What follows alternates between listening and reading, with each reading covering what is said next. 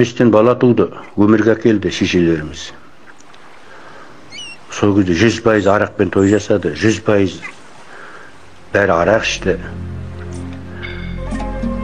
Бірақ солар сол 10 баланы, 15 баланы, азы 8 баланы тәрбиелеп өсірді ғой. Сол баланың біреуі менмін мысалы. Сол кезде жетім болған жоқ, жесір болған жоқ. Қарттар үйі болған жоқ.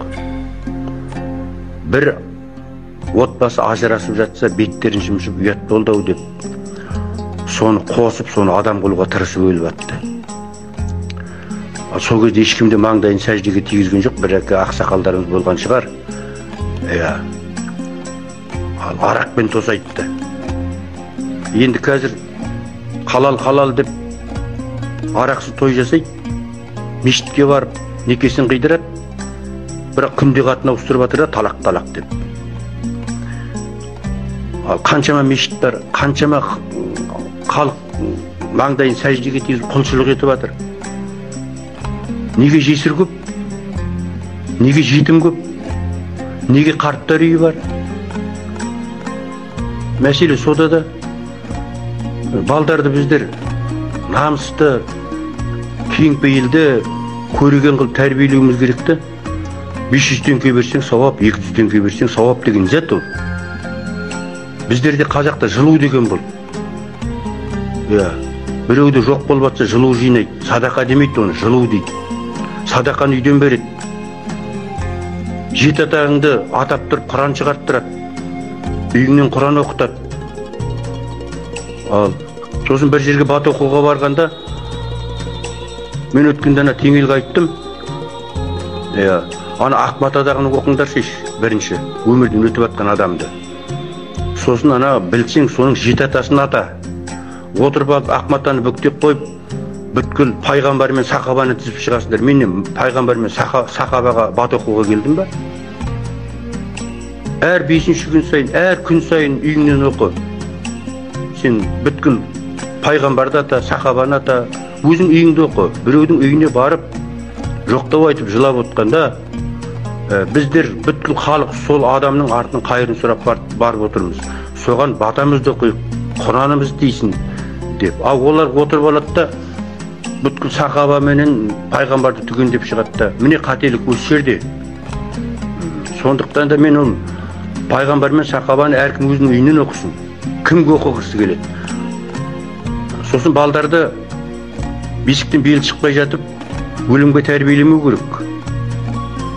Балдарды көзін ашқаннан болашаққа тәрбиелеу керек. Отбасыңды емес, отаныңды ойла дейді. Отаның тыныш болса, отбасың тыныш дейді. Бір 4 жұмақ жаңағы уағызды жаттап алады да, сосын эфирге шығып келіп, сауапты Құдай біледі. Сауап бере ме саған, күнә бере ме, сені тозаққа жібере ме, жұмаққа жібере ме? Нағыз кетіп атсақ, әке шешеміздің қасына барармыз. Соларды намаз оқымастан кетті. Бірақ біреудің алажбен аттаған жоқ, біреумен жаға жыртысқан жоқ. Қолынан келсе қол ұшын берді, көрші көлем ағайынға. Сондай бір адами қасиетке тәрбиелеу керек баланы. Сосын жаңағы ауырып атқан адамға қалым сұрап барып, сосын жағдайы жоқ болса, жан-жақтан көмектескенді оны жария қылмайды. Жарияны Алла тағаланың өзі жақтырмайды. Мақтаншақтық, атақ құмарлық. Білмеймін, қазіргі имамдар не болып кеткен. Сендер Құдайдан қорқыңдар. Құдайдан қорқатын адам Құдайдың құлынан қорқпайды. Сендер маңдайларың сәждеге тигізіп, Алланың үйінде жүрсіңдер ғой. Алланың үйінде жүрсіңдер. Сендерге сауап керек болатын болса, нағыз сауап жинағыларың керек болатын болса. Ана шындық айтқан адамды өлтіріп жатыр. Жер сатпа деген адам соттап жатыр. Сол жөнінде шындықты айтыңдар сендер басшыға. Мына халықтың ниеті қандай болса, Алла тағала сондай патша береді адамға. Қазіргі балдардың бәрін қарап отырсаң, жас балдардың өзі сауап үшін еңбек етеді да. Bir ақсақалымыздың айтқан сөзі бар. Ақсақалымыздың айтқан сөзі. Сауап үшін бірдеңе жасайтын болсам, мені күнәға батыр дейді. Жұмаққа барам деп бірдеңе жасайтын болсаң, мен тозаққа жібер дейді. Бесіктен белі шықпаған балаға сендер тозақ пен жұмақты үйретіп атсыңдар қазір. Сауап пен күнәні үйретіп атсыңдар. Одан да алғыс ал, қарғыс алма. Алғыс алған бала халықтың қошеметіне бөленген балаға Алла разы болады деген сөз қайда? Қазақи сөздер қайда?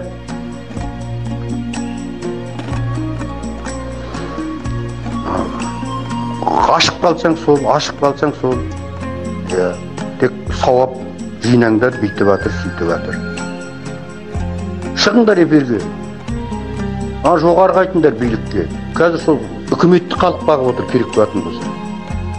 Үкіметті халық бағып отыр. Құрттайда бір естерің бар ғой, сондай заттарды жібермей өшіріп тастауларыңа болады ғой. Бірден анау соны өлімді ойлатқанша балдарға болашақты ойлатып өсіру керек. Баяғыда мені немен бағасын дейді әке шешеміз, құттай күніміз. Сармаймен бағамыз дейді. Міне мәселе қайда жатыр. Олар сонда қартаятынын біліп отыр. Мен Алла ғұмыр берсе қартаям. Сонда мені тастап кетпей, мені арулап көметін балам мен иманды келінім болса екен деп қызды жатқа тәрбиелейді дейді. 2 күннің бірінде ажырасып отыр ғой. 2 күннің бірінде талақ деп неше түрлі қатын алып отыр осы діндарлардың көбі.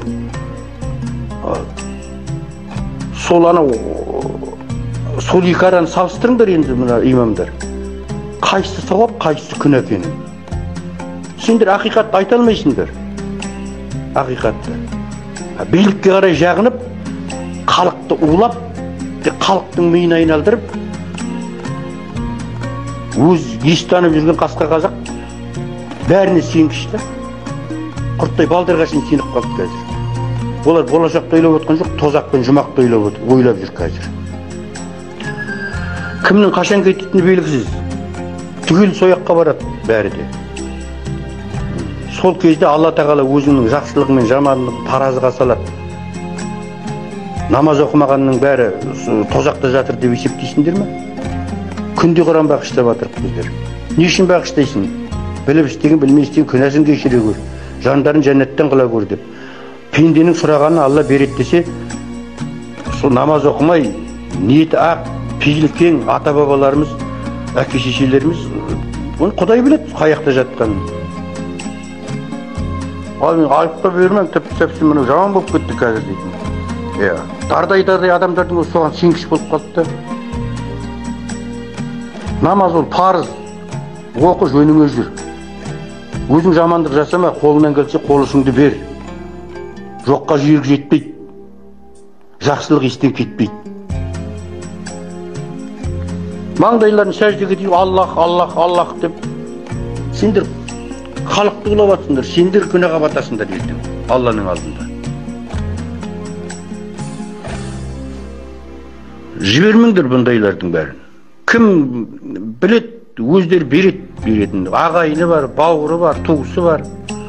Таудай сауап жинағылар келім ама, имамдар айтындар ана бәлсаға. Әншейінем десін бәрі. Аузын ашты ақша. Дүниені қуған, дүние қоңызды Алла жақтыртпайтын неге айтпайсыңдар сендер? Қарнымның ашқанына емес, қадірімнің қашқанына жағы намыстанам дей ме? Сондықтан да қадір қашпау керек. Қазақи жолды біздер жоққа шығарып баратырмыз, ата-бабаның жолын. Көп заттан айырылып қалдық. Міне. Баяғы ассалаумағалейкумге қазір біздер арабтың сөзін қосып отырмыз. Бәрәкату. Халал дейтін сөз жоқ қазақта. Харам дейтін сөз жоқ қазақта. Өздері құттайды болса ойланыңдар сіз. Неге біздер сонда біреудің қаңсығына таңсық боламыз?